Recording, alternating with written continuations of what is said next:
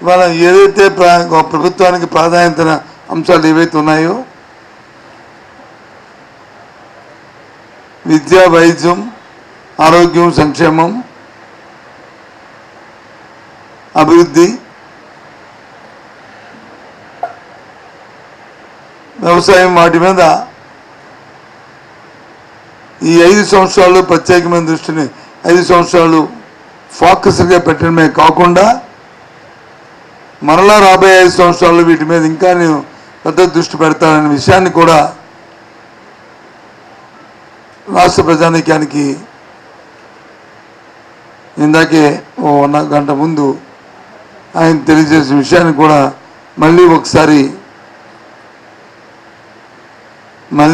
మీ ద్వారా నేను తెలియజేస్తున్నాను. ఇది ఆయన కమిట్మెంటు. భారతదేశ రాజకీయాల్లో ఏ రాష్ట్రం, ఏ పార్టీ కూడా ఎన్నికల మేనిఫెస్టోలో పెట్టిన అంశాలని ఆ ఎన్నికలు అయిన తర్వాత, ఆయా ప్రభుత్వాలు వచ్చిన తర్వాత రాష్ట్రంలో కానీ కేంద్రంలో కానీ ఏ నాయకుడు కూడా 99% అమలు జరపలేదనే విషయం ఈ దేశంలో, ఈ రాష్ట్రంలో ప్రజానీకానికి అందరికీ కూడా తెలుసు. దానికి భిన్నంగా గత 5 సంవత్సరాలు మా ముఖ్యమంత్రి జగన్మోహన్ రెడ్డి గారు, మా పార్టీ వైఎస్ఆర్సీపీ పార్టీ అధినేతగా ఆ రోజు ఏదైతే చెప్పారో ఈ 5 సంవత్సరాలు వాటిని అమలు జరిపి కొత్త రికార్డుని నెలకొల్పి దేశ రాజకీయాల్లో ఈవేళ మళ్ళీ మేము ముందుకు వచ్చామనే విషయాన్ని మనం చేస్తున్నాం.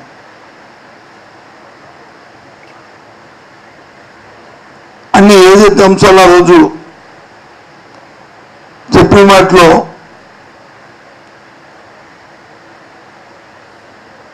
ఏదైతే మైలుకి ఇస్తున్నా ఆ రోజు చంద్రబాబు నాయుడు మోసం చేసి మీకు రుణమాఫీ చేస్తానని ఆయన మోసం చేశాడు. ఆ రుణమాఫీ చేయకుండా ఆయన చేతెత్తేశాడు. దాన్ని ఏ రోజైతే 2019 ఎన్నికలప్పుడు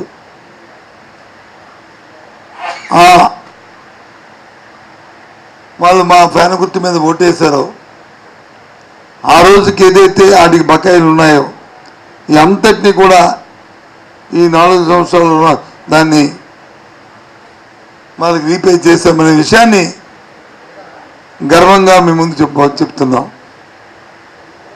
గర్వంగా మీ ముందు చెప్తున్నాం.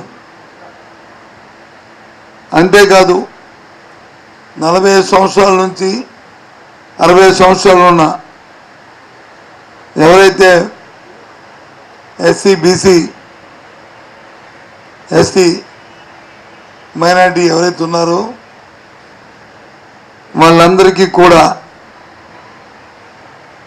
వాళ్ళ ఆర్థిక పరిస్థితి మెరుగుపరుచుకోవడానికి, వాళ్ళకి చేతుగా ఉండడానికి ఏదైతే వాళ్ళకి ఇస్తానన్న 75,000 రూపాయలు 4 దఫాలుగా ఇస్తున్నారు, వాటిని 3 దఫాలుగా ఇచ్చాము. 4వ దఫా కూడా బటన్ నొక్కడం జరిగింది. అది ఎలక్షన్ కమిషన్ దగ్గర స్క్రూటినీలో ఉంది. రేపు ఎల్లుండో వస్తే ఆ డబ్బును కూడా రిలీజ్ చేయడం జరుగుతుంది. 4 దఫాలుగా ఇచ్చిన కార్యక్రమం మళ్ళీ దాన్ని కొనసాగిస్తామనే విషయాన్ని కూడా మరి చెప్పడం అనేది చెప్పడానికి నేను సంతోషిస్తున్నాను.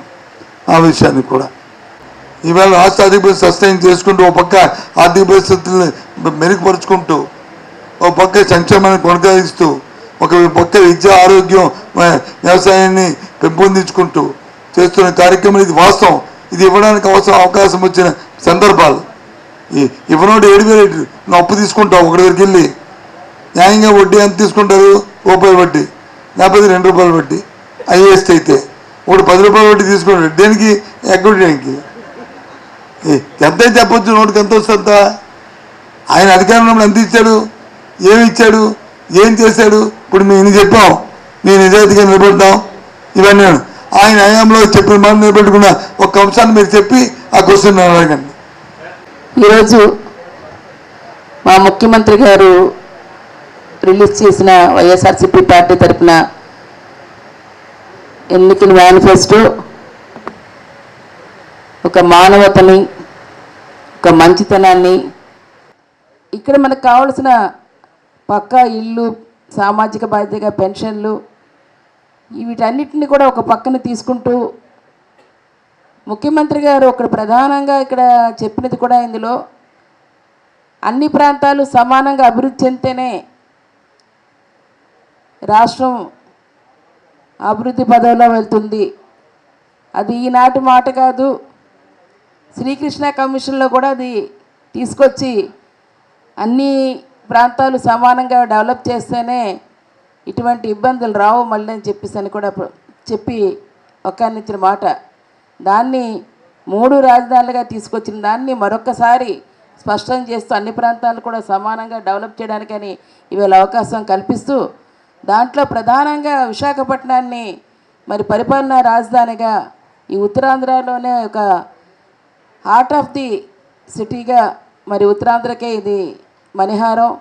దీన్ని డెవలప్ చేయడానికి ఏదైతే విజన్ విశాఖ ఉందో దాన్ని పూర్తి స్థాయిలో ఈరోజు తీసుకెళ్ళడానికి కూడా దానికి అవసరమైన పరిశ్రమలన్నింటినీ కూడా దృష్టిలో పెట్టుకొని, అలాగే ఏవైతే ఉన్నాయో పోర్ట్లు కానీ, ఫిషింగ్ హార్బర్స్ కానీ, ఇన్ఫ్రాస్ట్రక్చర్ గురించి కానీ, అట్లాగే హాస్పిటల్స్ గురించి కానీ, వాటితో పాటు క్యాన్సర్, హార్ట్ సంబంధించిన మెడికల్ హబ్స్ లాంటివి కూడా ఇక్కడ పెడతారని ప్రత్యేకంగా వారు చెప్పడం జరిగింది. అవి చాలామందికి ఈ ప్రాంతవాసులందరికీ కూడాను మరి చాలా అటువంటి వాటి వల్ల సేవలు ఇంకా అందించే దిశగా ప్రభుత్వ పరంగా ఈరోజు అందిందుకు పేద ప్రజానికానికి మరింత అండగా ఉంటాయని చెప్పేసి మరి ఈ సందర్భంగా మధ్య తరహా కుటుంబాలకి, పేద కుటుంబాలకి ఇప్పటికే ఆరోగ్యశ్రీ మా ముఖ్యమంత్రి గారు ఆరోగ్య మహాభాగ్యం అనే దాంట్లోని 25 లక్షల రూపాయలు, 25 లక్షల రూపాయలు ఒక కుటుంబానికి ఏడాదికి వీళ్ళు ఆరోగ్యశ్రీలో పెట్టడం జరిగింది. ప్రధాన ప్రతిపక్షంగా ఉండేవారు ఆ రోజు పరిపాలన చేసిన రోజు ఒకటి కూడా జరపనిది, 22% ప్రతి ఏటా అప్పు తీసుకునేది, కనీసం ఒక ఇన్ఫ్రాస్ట్రక్చర్ కూడా డెవలప్ చేయలేని వాళ్ళు ఈరోజు ప్రత్యేకించి ఎజెండా గురించి మాట్లాడడానికి కూడా అర్హత లేదని మాట్లాడుతున్నాను.